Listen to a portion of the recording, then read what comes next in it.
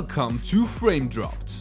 It's quite easy to become overwhelmed by the sheer scope of the many open world games that are available on the market today.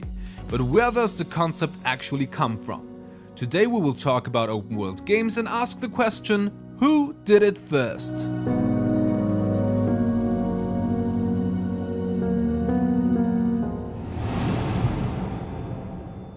What was the first open world game?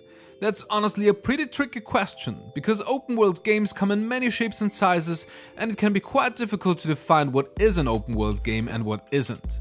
Think about Red Dead Redemption 2 for a moment. It's obvious that it's an open world game.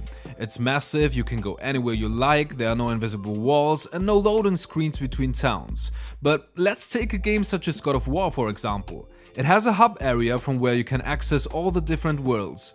The paths are quite linear, but you can always go back and explore the world whenever you like.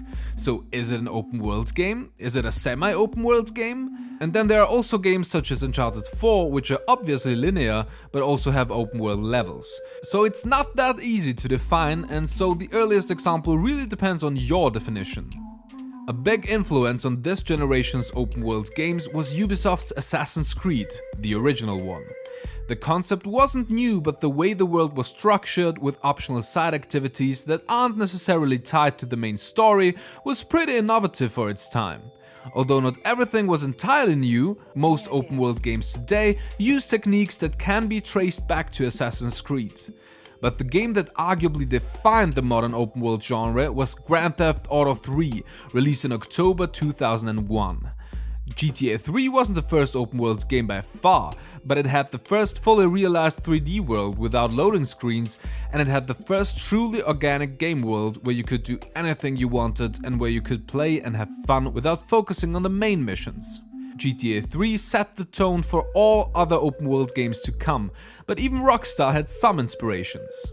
For example, Super Mario 64 in 1996. With this game, Nintendo not only defined the open world, but also 3D gaming as a whole. Though Super Mario 64 is kinda similar to our God of War example, as it consists of multiple smaller worlds, it was the first 3D semi-open world game and inspired many other game developers. But let's go back in time a little further, to the year 1986 to be exact. The Legend of Zelda, released for the Nintendo Entertainment System, is widely considered to be the first proper open world game where the emphasis lies on exploration. The non-linear design of The Legend of Zelda was very revolutionary in 1986, and the games of today would have probably been very different if it had never existed. The Legend of Zelda also introduced battery backup saving and a couple of other features, but although it did a lot to define gaming, it wasn't the very first open world game. The very first open world game, if you leave out more abstract examples such as purely text-based adventures, was the space simulator Elite, released in 1984, so 2 years before The Legend of Zelda, by David Braben and Ian Bell. Elite was one of the first home computer games to use wireframe 3D graphics and let you explore 8 different galaxies with 256 planets each. Although this world was procedurally generated, it was pretty impressive for a game that ran on 8-bit computers, and it can be seen as the birth of open world exploration games.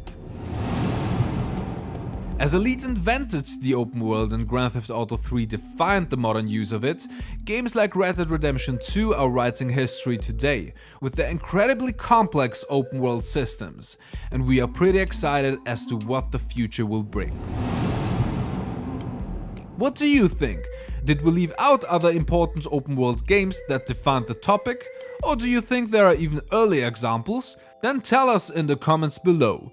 If you enjoyed this video, please leave a like and hit the subscribe button. See you next time!